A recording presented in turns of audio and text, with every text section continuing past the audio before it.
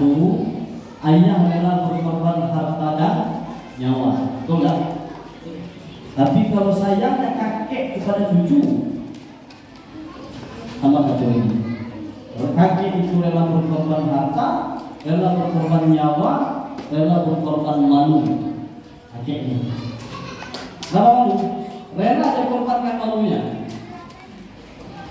Sebagai contoh, dia jalan sama cucu ke pasar, cucu mau beli sesuatu, kakek nggak bawa. Kalau ayah biasa, nanti kita pulang dulu, kita ambil uang baru duduk di sini. Kakek tidak. Waktu itu juga dia akan belikan, dia akan bilang ke yang penjual, Pak, saya ambil dulu ya, nanti saya bayar. Dia korbankanlah selalu kakek tadi. Saya pun rasakan juga tuh, kalau anak saya yang pulang dari rumah, ketemu dengan bapak saya. Pasti emak nih ataupun bapak saya pasti ngasih uang. Walaupun sekarang dah nggak kerja, ya kan? Nggak kerja, bapak kerja dulu jualan kue, 30 tahun lagi jualan kue, menyekolahkan anak-anak dari hasil jualan kue. Sekarang anak-anak semua sudah selesai sekolah, sudah berkeluarga, kamilah sekarang kasih uang, tinggal panen aja sekarang orang tua. Gak ada uang pun, emak tuh pasti akan ambil dompet, ngasih ke cucu 5.000, saya kepada cucu tadi. Hadirin warahmatullahi wabarakatuh. Begitu juga sayangnya Abdul Muttalib kepada Nabi Muhammad. Nabi Muhammad yang masih kecil, dikelilinginya Ka'bah 7 kali, lalu dia umumkan, "Sammaitu hafidi hadza bi Muhammad." Aku beri nama cucuku ini dengan nama Muhammad. Muhammad itu bahasa Arab atau tidak? Bahasa Arab. Bahasa Arab atau tidak? Orang Arab tahu Muhammad. Tahu kata Muhammad itu, mereka paham makna Muhammad. Muhammad itu maknanya apa? Apa arti Muhammad? Siapa yang nama Muhammad? Kalangan. Ada namanya Muhammad ujungnya? Muhammad Ali atau Muhammad Fairuz, ada Muhammad Iskandar, ada Muhammad Iskandar. Nah, ini. Siapa lagi Muhammad? Banyak nih. Ustaz harus pulang dengan tangan kosong. Muhammad itu artinya orang yang terpuji, orang yang dipuji, yang disebut, yang terpuji. Itu Muhammad. Orang Arab tahu, tapi hadirin sekalian, coba ya, Allah Subhanahu wa Ta'ala, Allah jaga nama Muhammad itu dari sejak zaman Nabi Adam sampai Nabi Muhammad lahir, satu orang pun belum ada yang bernama Muhammad atau Ahmad. Kalau Arab, mereka pakai nama Amru, pakai nama Umar, pakai nama Hisham, pakai nama Hashim, pakai nama Zubair. Orang Arab, mereka tahu nama Muhammad, tapi mereka tidak menggunakan nama itu untuk anak-anak mereka. Allah jaga nama Muhammad itu. Nabi kita Nabi Muhammad SAW sampailah lahir beliau, barulah kakeknya menamakan nama itu dengan nama Muhammad. Hadirin hadirat rahimahumullah.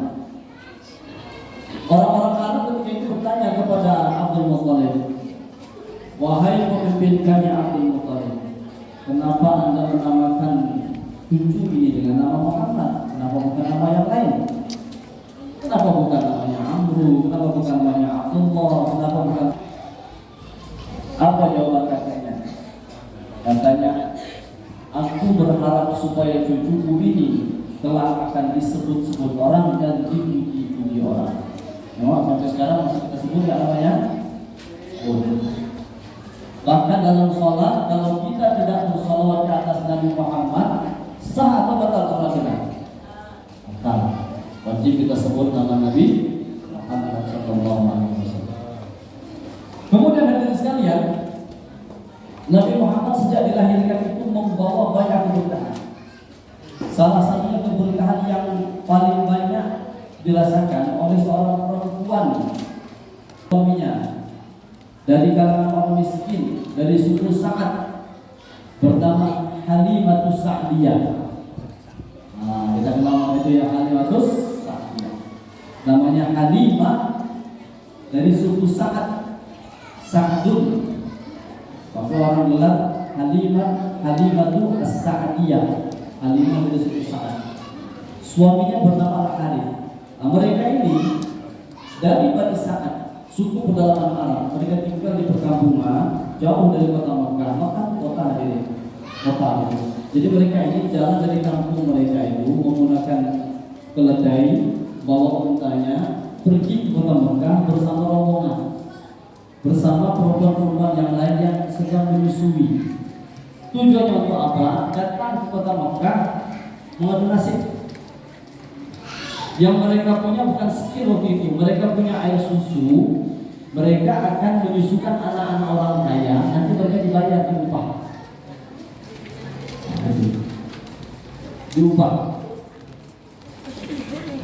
Orang sekarang mungkin jarang punya ibu susuan. Kalau anak saya ada ibu susuannya.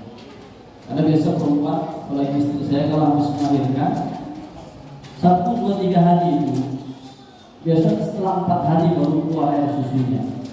Selama 3 hari itu air susu gak keluar, anak nangis terus. Ya, maka saya cari ibu susuan yang sesuai buat anaknya. Di Batam ini ada satu orang Yunusul Salimu. Ada seorang perempuan yang saya kenal, perempuan soleh, yang soleh, yang cocok menjadi ibu susuan anak saya. Langsung saya ngomong soalnya, Ustaz, boleh nggak? Bla bla bla bla. Oke, Ustaz, silakan. Tapi harus tahu nih, anak saya, adik-beradiknya tidak boleh menikah dengan saudara susu. Hadirin rahimahumullah. Kalau waktu saat dia datanglah ke Makkah bersama suaminya, dia bawa keledai.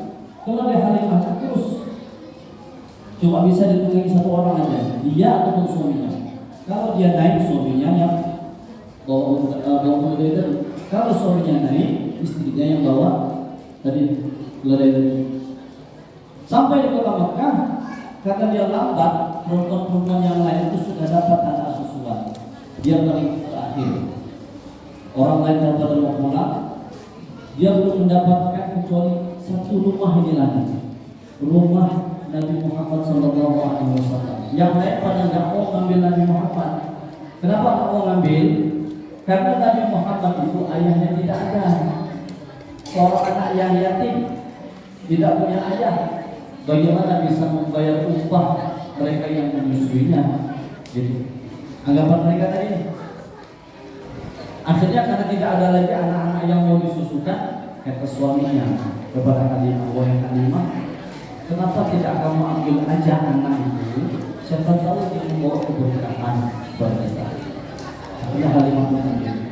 Jadi sekalian, ketika Halimah Sa'diyah mengambil Nabi Muhammad yang masih penuh susuan tadi itu, tiba-tiba air susu Halimah yang sebelah kanan mengalir dengan deras. Sebelumnya air susu sebelah kanan itu, air susu Halimah sebelah kanan, tak banyak air susunya. Saudara sesuatu Nabi bernama Abdullah, susu sebelah kiri ya, tak pernah sebelah kanan. Nabi Muhammad menyusu sebelah kanan, tiba-tiba air susu mengalir dengan deras. Dan Nabi tidak mau menyusu di sebelah kiri. Nabi hanya menyusu sebelah kanan Halimah, tidak mau sebelah kiri. Karena apa? Sebelah kiri nama Abdullah bin Harith, Nabi hanya menyusu sebelah kanan saja. Maka kata para ulama, Nabi dari bayi saja sudah tidak mau mengambil hak orang lain, apalagi tatkala beliau menjadi Nabi Rasul. Kemudian nanti sekalian, banyak sekali terjadi keajaiban yang lain. Kalau dia Halimah yang tadi kurus, berjalan tiba-tiba berjalan lebih cepat daripada keledai-keledai yang lain. Dia lebih sampai duluan ke beberapa perkampungan suku Sa'd yang lain ketiga. Di sana di rumahnya dia punya 2 ekor kambing, jantan dan betina, sama-sama kurus. Kata Halimah orang susah. Datang Nabi Muhammad SAW. Kalau kita baca sirah Nabi, karena kan Sofiyur Rahman Al-Barfuri, artinya Ar-Rahimul Mahfud. Ada karangan lagi seorang yatim. Ada karangan Martin Lings. Itu sejarah Nabi juga, judulnya Muhammad Sallallahu Alaihi Wasallam. Banyak catat ini. Kambing Halimah yang 2 ekor tadi itu tiba-tiba